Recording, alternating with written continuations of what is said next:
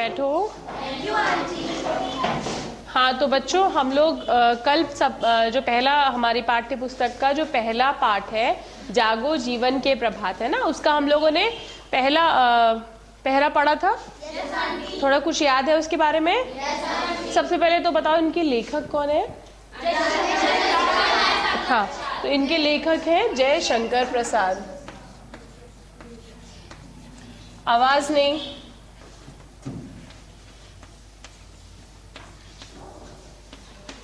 जय शंकर प्रसाद। और इनका पढ़ाया हुआ जो हमने 4 शुरू की पंक्तियां पढ़ी थी, उन पंक्तियों में कि वो पंक्तियां ऐसी थी, अब जागो जीवन के प्रभात, वसुधा पर ओस बने बिखरे, हिमकन आंसू जो शोभ भरे, उषा बटोरती अरुण घाट, अब जागो जीवन के प्रभात। तो कोई मुझे बताएगा इसमें क्या कहा है उन्होंने? उसको शुरू करने से पहले मैं थोड़ा सा बताती हूँ कि इसमें कवि ने अपने जीवन के अंधकार को समाप्त कर अज्ञान को और अंधकार को समाप्त करके एक नए जीवन का आरंभ करने के लिए प्रेरित किया है या कहा है। ठीक है, तो मुझे कोई बताएगा कल कि हिमकन आंसू जो शोभ भरे और बाकी सब शब्दों के विषय में मैंने क्या बताया था? हाँ बताओ बेटा। हाँ बताओ सीमा।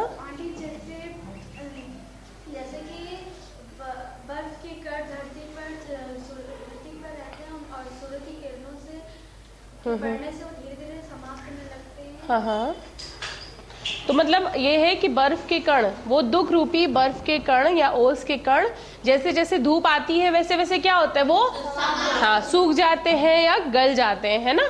तो उसी तरह हमारे जीवन के सभी दुख जैसे ही प्रभात का समय आता है यानी सुबह का समय आता है, तो एक नया उद्देश्य नई योजना लेके आए और हम सभी उस रात के अंधकार को दूर होने के बाद क्या करें?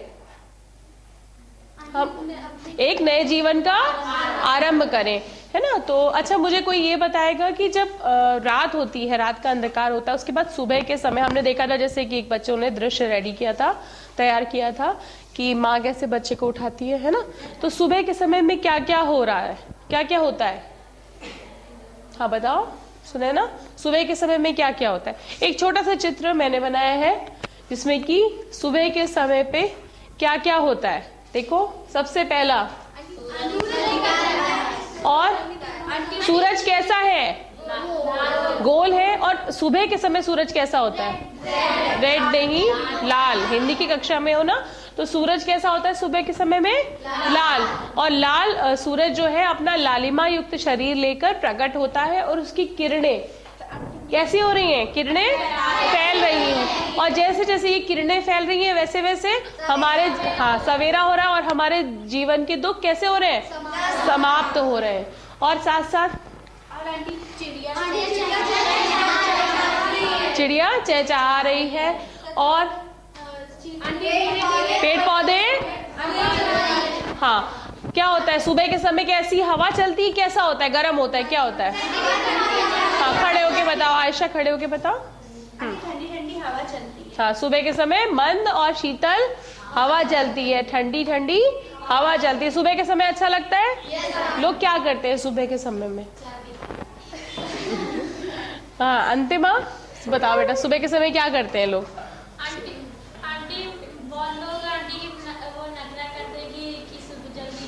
हाँ सुबह जल्दी नहीं उठना, कई लोगों को अच्छा नहीं लगता है उठना, है ना। और आंटी और सुबह उठ के मंजन भी हाँ हाँ सुबह उठ के ब्रश करते हो, मंजन करते हो और खाना आने का मन नहीं करता। सुबह के समय हम लोग क्या करते हैं?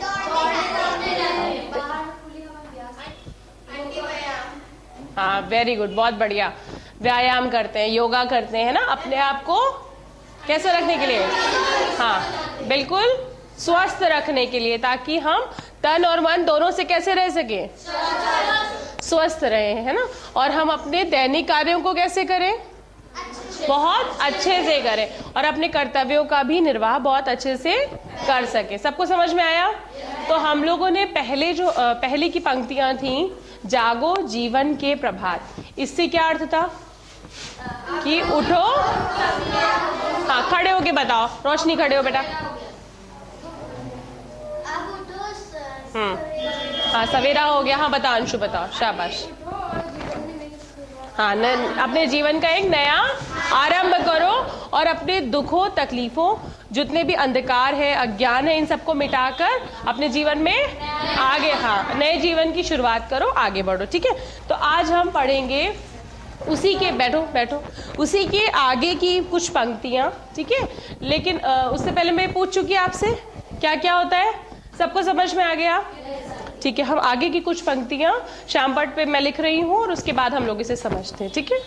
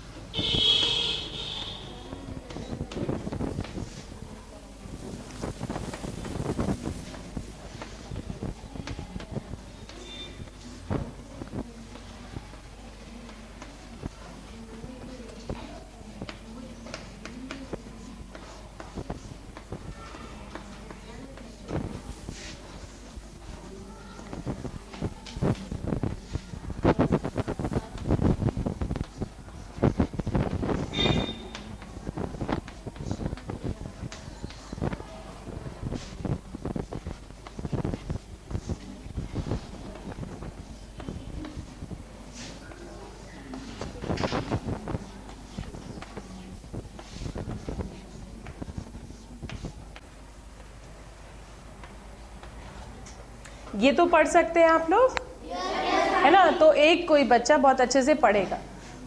हाँ पढ़ो पढ़ो सीमा, पढ़ो आराम से। तम नैनों की ताराएं अब, तम नैनों की ताराएं सब, मूल रही किरणें डरने अब, चल रहा सुखद यह मलय बात, अब जागो जीवन के तमाम। समझ में आई सबको? सबने सुना अच्छे से? अच्छा, अब हम लोग शुरू करते हैं इसकी व्याख्या। ठीक है, तो सबसे पहले शब्द है तम नैन। इसका क्या अर्थ है? तम नैन अर्थात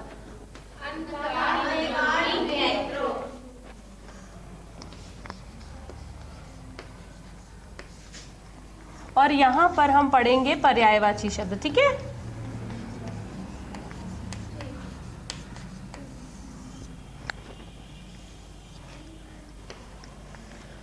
तम का मतलब अंधेरा, अंधकार। ठीक है, और नयन का अर्थ क्या होता है? आंखें। तो आंखों का अंधकार, आंखों का अंधकार कब होता है?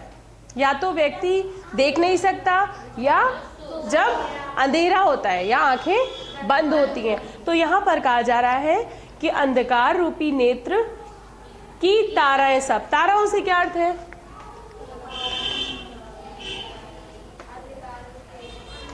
अंधकार रूपी नेत्र।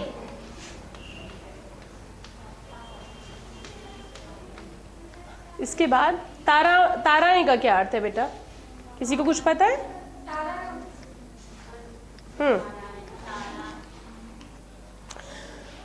तारा रूपी पृथ्वी।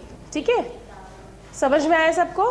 तो यहां पर बोला जा रहा है ताराएं। एक सेकेंड, साथ साथ हम पर्यायवाची भी करते चलते हैं क्योंकि समय बहुत कम है।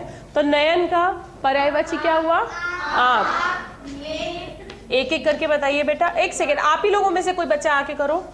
चलो हाँ आओ, सुने ना आओ।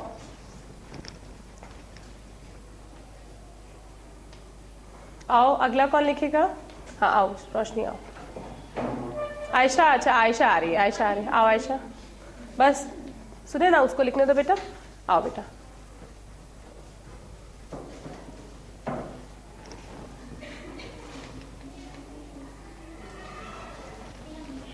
आ जाओ। नयन का समानार्थी शब्द क्या है? आंख, नेत्र और हाँ नयन। हाँ सुमन ने एक नया शब्द लिखा जिसे पढ़ के वो बताएगी। क्या लिखा सुमन? चक्षु। ठीक है, चक्षु। इन्हें नेत्रों को चक्षु भी कहते हैं। ठीक है, और एक और, हाँ ठीक है, आंख, नेत्र, चक्षु, नयन तो हो गया ना। ठीक है, तो चलो अच्छा इतने बहुत है। अब हम देख रहे हैं कि यहाँ पर बोला गया कि अगली पंक्ति को जब हम पढ़ेंगे तब इन दोनों का अर्थ सार्थक होगा। मूंद रही किरण दल। किरण दल क्या होता है बेटा?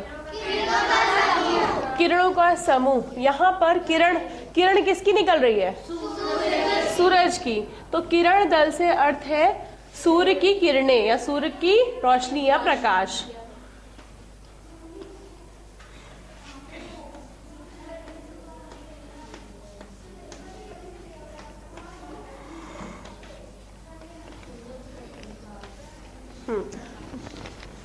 ये कहा जा रहा है कि जितने भी आंखों के अंधकार हैं, आंखों का हमारी अंधकार है, वो सब कहाँ जा रहा है? मूंद रही किरण दल में। अब अर्थात आंखों का अंधकार है वो मूंद रही किरण दल। किरण दल मतलब जैसे जैसे सूर्य का प्रकाश हो रहा है, सूर्य प्रकाशित हो रहा है, उसका प्रकाश बढ़ रहा है, वैसे वैसे तम नयन मतलब अंधकार रूपी नेत्र, ये सब जो है कहाँ जा रहे हैं? समाप्त होते जा रहे हैं। अंधकार जो है वो समाप्त या विलुप्त होता जा रहा है, गायब होता जा रहा है। ठीक है बेटा। इसके बाद हम पढ़ते हैं चल रहा सुखद यह मलयवात। सुखद का अर्थ पता है सबको? सुख से भरा हुआ। और मलयवात का क्या अर्थ है बेटा? हाँ हाँ, मलयवात।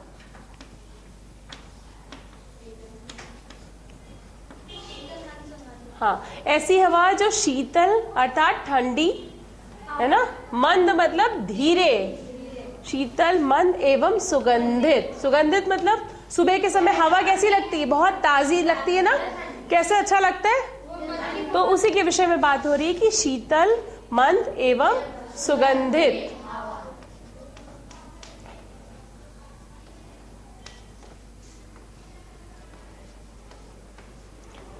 अब कहा जा रहा है कि ये सब अंधकार रूपी नेत्र जो हैं ये सब मूंद रही मतलब गायब हो रहे हैं, विलुप्त हो रहे हैं। कहाँ? किरण दल में। अब अर्थात सूर्य की रोशनी में सब विलुप्त हो रहे हैं, गायब हो रहे हैं, मूंद रहे हैं या डूब जा रहे हैं।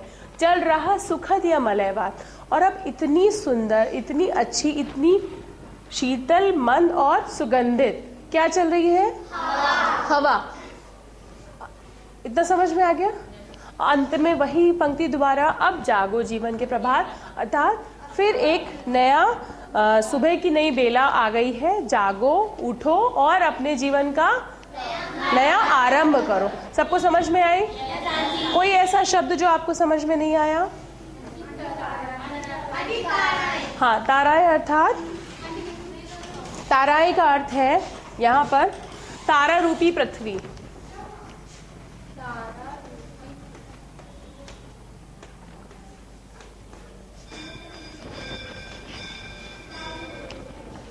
इस तारा रूपी पृथ्वी से अर्थ यही है कि रात्रि के समय जितनी भी अंधकार होता है, सुबह के समय जितना भी अंधकार है, जितनी भी दुख तकलीफें हैं, वो सब सुबह के प्रकाश में, सूर्य के प्रकाश में, किरणों के दल में समाप्त हो रही हैं। और उसके बाद सुबह के समय मलयवात चल रहा है, अर्थात मंद सुगंधित और शीतल हवा चल रही है। तो अब जागो और अपने जीवन इस बेला में, प्रभात के बेला में उठो, जागो और क्या करो?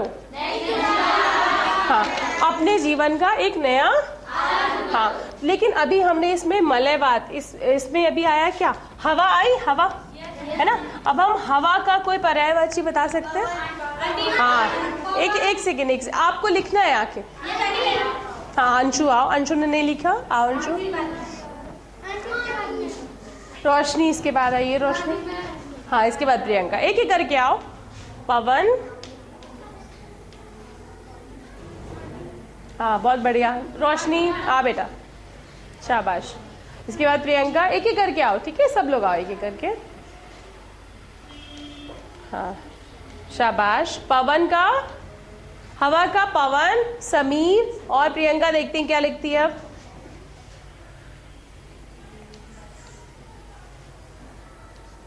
वायु, बहुत बढ़िया। और जल नहीं, जल नहीं ना बेटा। हाँ, बताइए। आ जाओ, आ जाओ सुमन, शाबाश।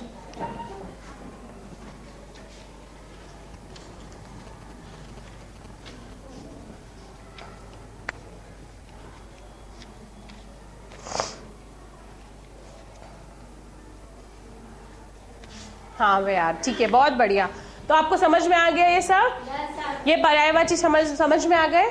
एक बार हम ये पर्यायवाची फिर से समझते हैं, क्योंकि ये भाषा की बात है जिसे हमें बहुत ज़रूरी है समझना। जब हम आने वाले समय में खुद एक नए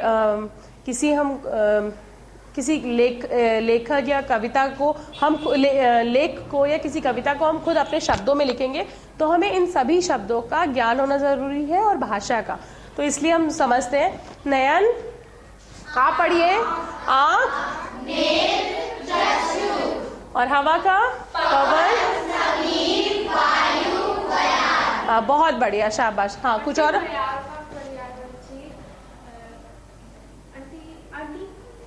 हाँ बताओ। हाँ, अनिल, बहुत बढ़िया। अनिल भी एक ऐसा शब्द है जो हवा या वायु का समानार्थी शब्द है। अनिल, अनिल ठीक है? सुनो। हाँ ठीक है, बहुत बढ़िया। अब हम इसी पार्ट से जुड़े हुए कुछ एक या दो प्रश्नों के उत्तर आप ही से ढूंढेंगे, ठीक है? कौन बताएगा?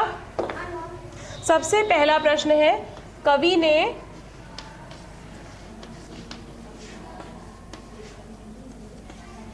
किस समय उठने का आह्वान किया है? 1 मिनट बेटा, मैं प्रश्न लिख दूं पूरा। उठने का आह्वान किया है।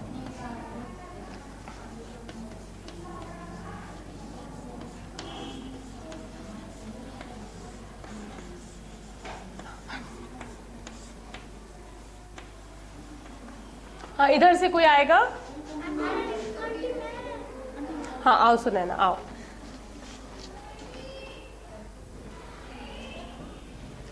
प्रश्न एक बार फिर से सुनते हैं। कवि ने किस समय उठने का आह्वान किया है? उत्तर लिखो बेटा।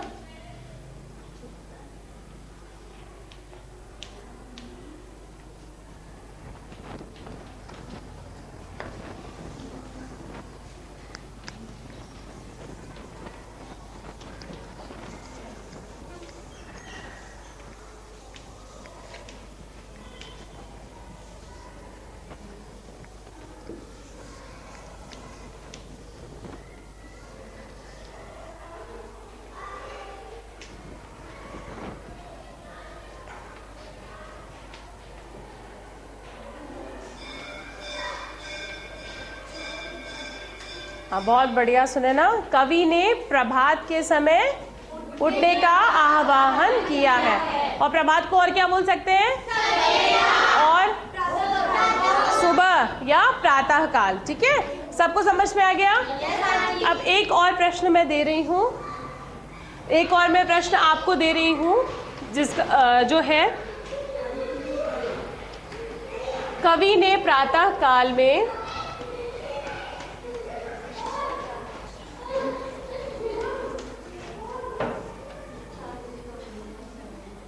प्रातः काल पृथ्वी पर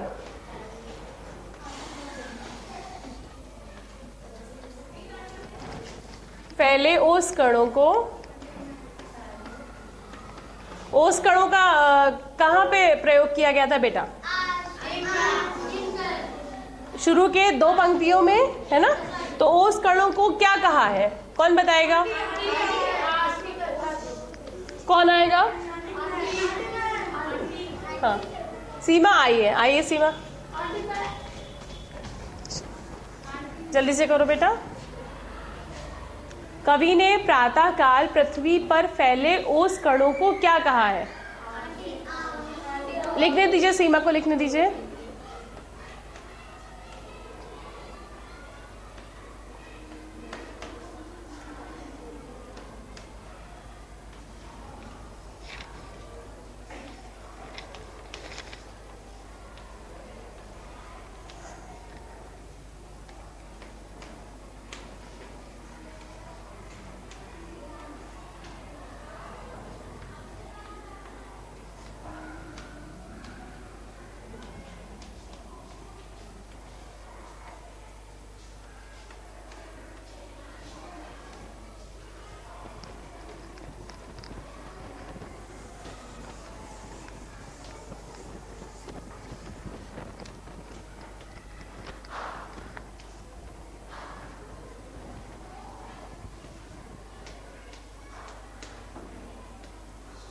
बहुत बढ़िया। कवि ने प्रातःकाल पृथ्वी पर फैले ओस कणों को दुख तथा आंसू कहा है। और ये दुख तथा आंसू कैसे खत्म हो सकते हैं, कैसे समाप्त हो सकते हैं? हाँ, प्रभात रूपी सवेरा या प्रभात की किरणें या सूर्य की किरणें जब पड़ेंगी किस पे? सूरज की किरणें जब हमारी जिंदगी पे पड़ेंगी, उसी तरह यही सूरज की किरणें जब ओस रूपी दुख या तकलीफों पर पड़ेंगी तो वो सब क्या होंगे? सूख जाएंगे या नष्ट हो जाएंगे। बहुत बढ़िया, अंशु बहुत अच्छे शब्दों का प्रयोग करती है। अच्छा बेटा, अब मैं आज के लिए गृह कार्य आपको दे रही हूँ। जैसे कि अभी हमने देखा सुबह के समय हर एक इंसान अपना अपना काम करता है, ठीक है। तो आज मैं कुछ ऐसे कुछ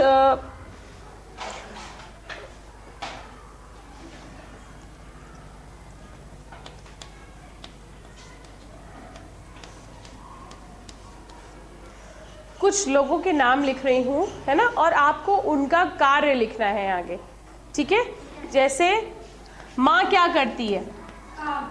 माँ सुबह के समय काम करती है, लेकिन कम से कम वो 2 पंक्तियों में होना चाहिए, ठीक है। एक तो माँ हमें उठाती है और घर का काम करती है। उसी तरह दुकानदार क्या करता है बेटा? अपना सबसे पहले क्या करता है? दुकान लगाता है। और दुकान में क्या करता है? हाँ, पूजा करता है, ठीक है। उसी के बाद सुबह के समय चिड़िया क्या करती है? हाँ, सब एक साथ नहीं बोलो, आराम से बोलो। सुबह के समय चिड़िया क्या कहती है? हाँ, तो जब हम इसका अंतिम जब हम पंक्तियां पढ़ेंगे तो उसमें चिड़ियों का बहुत महत्वपूर्ण स्थान है, जो हम आने वाले समय में पढ़ेंगे, ठीक है। एक और विद्यार्थी, एक ही करके बताइए, एक एक करके बताइए। हाँ, स्कूल जाते हैं, वो नहीं बताइए। हाँ, सुबह उठ के तैयार होते हैं और विद्यालय जाते हैं, विद्यालय, ठीक है। तो इन चार लोगों पे आपको 2-2 पंक्तियां कम से कम लिख के लानी है, ठीक है। आज के लिए इतना ही, थैंक यू।